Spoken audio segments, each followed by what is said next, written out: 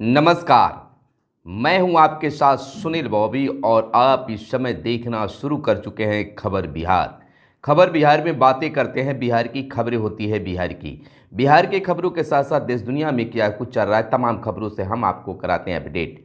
बिहार में शिक्षा रोजगार का क्या है हाल और गांव की सरकार को लेकर क्या कर रही है बिहार सरकार, तमाम खबरों से हम आपको कराते हैं अपडेट। इन दिनों सीट शेयरिंग की चर्चा काफ़ी तेज है। इसी बीच आरजेडी की ओर से सिंबल दिए जाने की चर्चा भी तेज है। एक तरफ पप्पू यादव अपनी पार्टी का विलय कांग्रेस के साथ कर दिया, कांग्रेस में कर दिया, तो वहीं आरजेडी के सिंबल वितरण पर भी चर्चा का विषय बना हुआ है। सीट शेयरिंग पर आरजेडी ने महागठबंधन के अन्य दलों को किनारे कर अपने उम्मीदवारों के नामों का ऐलान करना शुरू कर दिया है। जानकारी के मुताबिक कांग्रेस के प्रदेश अध्यक्ष अखिलेश प्रसाद सिंह नाराज नजर आ रहे हैं और बात दिल्ली तक पहुंच गई है। वहीं हम आपको बता दें कि चर्चित यूट्यूबर मनीष कश्यप एक बार फिर से चर्चा में आ गए हैं। मनीष कश्यप ने कहा, मुझे घूमने तक नहीं दिया जा रहा है। नेताजी को डर है कि अगर मंझौलिया थाना क्षेत्र के मैदान में 50,000 लोग आ जाएंगे तो मनीषवा का नाम दिल्ली तक चला जाएगा। आदर्श आचार संहिता के उल्लंघन के मामले में फेमस यूट्यूबर मनीष कश्यप को मिली जमानत। मोतिहारी कोर्ट में पेश हुए मनीष कश्यप। आपको बता दें, एक बड़ी खबर निकल कर आ रही है कि बिहार में भ्रष्टाचार के खिलाफ बड़ी कार्रवाई हुई है। आय से अधिक संपत्ति मामले में बड़ी कार्रवाई। भू अर्जन पदाधिकारी की 5 करोड़ 78 लाख चल संपत्ति जब्त करने का आदेश। भ्रष्टाचार के खिलाफ बड़ी कार्रवाई यह है। जीतनराम मांझी का इंडी अलायंस पर तंज। हम के संरक्षक और पूर्व मुख्यमंत्री जीतनराम मांझी ने इंडी अलायंस पर निशाना साधा और गठबंधन के नेताओं को मेढक करार दिया, तो यह भी एक चर्चा का विषय बना हुआ है। इधर 5 अप्रैल को होने वाली शिक्षक बहाली परीक्षा स्थगित। एक बार फिर से 5 अप्रैल को होने वाली तीसरी चरण की शिक्षक बहाली परीक्षा को बीपीएससी ने स्थगित कर दिया है। अब टीआरई 3 की माध्यमिक और उच्च माध्यमिक की परीक्षा के लिए भी नई तिथि की घोषणा की जाएगी। परीक्षा की तिथि जल्द जारी होने की भी संभावना बताई जा रही है। वहीं पटना में प्रदर्शन कर रहे 11वीं के छात्रों ने डिप्टी सीएम सम्राट चौधरी के आश्वासन के बाद अपना प्रदर्शन खत्म कर दिया है। तो वहीं आरजेडी में कौन कहां से लड़ेगा लोकसभा चुनाव, इसकी कुछ बातें सामने आ गई है। गया सीट से कुमार सर्वजीत लड़ेंगे चुनाव। अभय कुशवाहा औरंगाबाद से लड़ेंगे चुनाव। श्रवण कुशवाहा नवादा से लड़ेंगे चुनाव। सुरेंद्र यादव जहानाबाद से आरजेडी प्रत्याशी होंगे। अर्चना रविदास जमुई से लड़ेंगी चुनाव। इधर मंगल पांडे ने कहा है कि किसानों की समृद्धि से ही बिहार समृद्ध होगा। मंगल पांडे ने कृषि मंत्री का कार्यभार भी संभाल लिया है। कहा कि किसानों को समय पर योजनाओं का लाभ दें। मंगल पांडे ने बीते दिन कृषि मंत्री का कार्यभार संभाला। कृषि भवन में उन्होंने अधिकारियों के साथ समीक्षा बैठक भी की और अधिकारियों ने कृषि विभाग की योजनाओं की मंत्री को जानकारी भी दी और कई बड़े फैसले भी लिए गए। इधर सुशील मोदी ने कहा है कि राजद के लिए भ्रष्टाचार कोई मुद्दा नहीं है। बोले, लालू परिवार भ्रष्टाचारियों को पीड़ित बताकर राजनीतिक बचाव कर रहा है। बालू और शराब माफिया के लोग राजद की पॉलिटिक्स फंडिंग करते हैं। यह बड़ी बात सुशील मोदी ने यानी कि पूर्व उप मुख्यमंत्री ने यह बयान दिया है। वहीं प्रधानमंत्री पीएम मोदी ने कहा है कि नीयत सही तो काम सही, अभी तो और आगे जाना है। मुझे 104वीं गाली दी औरंगजेब कहा। आपको बता दें संकल्प के साथ पूरी खबर को कि पीएम मोदी ने, प्रधानमंत्री मोदी ने विकसित भारत और आत्मनिर्भर भारत का रोड मैप स्पष्ट करते हुए बीते दिन को 2 टूक कहा कि अगर नीयत सही है तो काम भी सही होगा।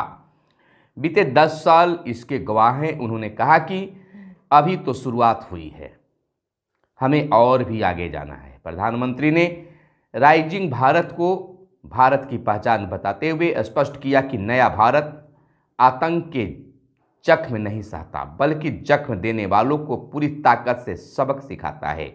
एक टीवी चैनल के कार्यक्रम में प्रधानमंत्री ने 5 साल पहले इसी समारोह में आने की घटना का जिक्र करते हुए कहा कि तब वह बेहद शांत मन से बैठे थे। अगले दिन सबने एक खबर देखी कि रात में भारत में बालाकोट में एयर स्ट्राइक की है। उन्होंने कहा कि पूरी दुनिया 21वीं सदी को भारत की सदी कह रही है। पूरी दुनिया देख रही है कि भारत के 10 सालों में भारत में इतने बड़े बदलाव किए हैं। आज़ादी के बाद जो व्यवस्था थी उसमें बदलाव ला रहे हैं। तो यह पीएम मोदी का बड़ा बयान आया है। तो वहीं अब तक 15 निर्दलीय प्रत्याशी बने सांसद, 1967 रहा स्वर्णिम काल। बता दें आपको कि बिहार से अब तक 15 निर्दलीय प्रत्याशी जीत दर्ज कर लोकसभा पहुंचे हैं।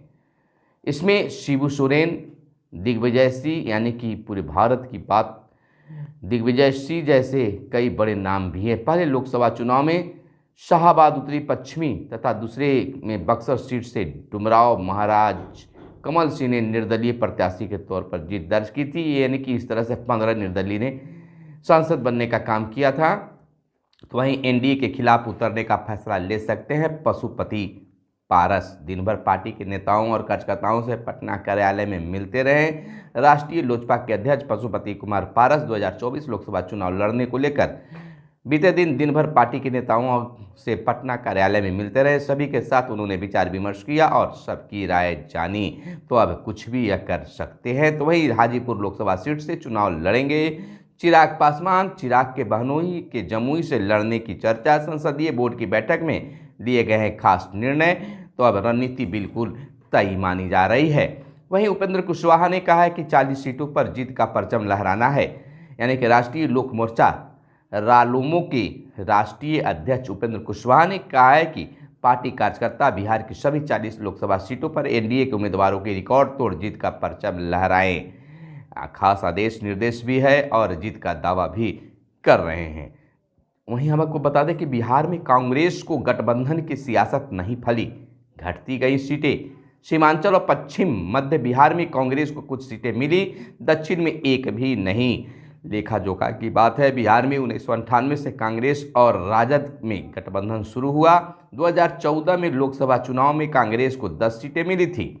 सीट बंटवारे में राज्य की कुल सीटों में 1/4 सीटें ही कांग्रेस को मिलती रही है। 2009 के लोकसभा और 2010 के विधानसभा में टूट गया था गठबंधन। और बात कर ले तो इन दिनों एक बार फिर से नैया डगमगाते दिख रही है, क्योंकि सीट शेयरिंग से पहले राजद ने सिंबल बांटना शुरू कर दिया है और कई जगहों से अब चर्चा भी बन गई है कि राजद के प्रत्याशी ये होंगे, जैसे औरंगाबाद, गया, जहानाबाद तक के राजद ने अपनी सिंबल दे दिया है। वहीं निगरानी की जांच में दोषी 815 शिक्षक होंगे बर्खास्त। अब तक इन शिक्षकों की सेवा समाप्त न होने पर शिक्षा विभाग ने जताई है नाराजगी। 15 दिनों के अंदर बर्खास्त कर विभाग को रिपोर्ट भेजने को मिला है दिशा निर्देश। 2126 शिक्षकों पर प्राथमिकी दर्ज की गई थी जो निगरानी जांच में दोषी पाए गए हैं। इनमें से सबसे अधिक भागलपुर के शिक्षक बताए जाते हैं। इधर फैसला है अपनी पंचायत के विद्यालयों में ही 9वीं में होगा पढ़ाई। शहरी क्षेत्र में स्कूल टैग होंगे। यानी शिक्षा विभाग ने सभी जिलों में यह निर्देश जारी किया है। इधर रात 10 से सुबह 6 बजे तक लाउड स्पीकर बजाने पर रोक। बताते चले कि धार्मिक स्थलों सहित अन्य जगहों पर लाउड स्पीकर बजाने वाले मामले में बीते दिन मुख्य न्यायाधीश न्यायमूर्ति के विनोद चंद्रन और न्यायमूर्ति हरीश कुमार की खंडपीठ ने सुनवाई की। महाधिवक्ता अंजनी कुमार ने हलफनामा दायर कर बताया कि रात्रि 10 बजे से सुबह 6 बजे तक लाउड स्पीकर बजाने पर प्रतिबंध है। इधर फार्मासिस्ट बहाली चुनाव बाद कोर्ट का यह आदेश है। यानी पटना हाईकोर्ट ने फार्मासिस्ट पद पर बहाली मामले पर सुनवाई की। कोर्ट ने राज्य सरकार को फार्मासिस्ट की बहाली लोकसभा चुनाव के बाद 3 माह में पूरा करने का आदेश दिया है। इस पद पर बहाली के लिए शैक्षणिक योग्यता डिप्लोमा इन फार्मेसी ही रहेगी। न्यायमूर्ति डॉक्टर अंशुमान की एकल पीठ ने अरविंद कुमार द्वारा दायर अर्जी पर सुनवाई कर यह खास निर्देश दी है।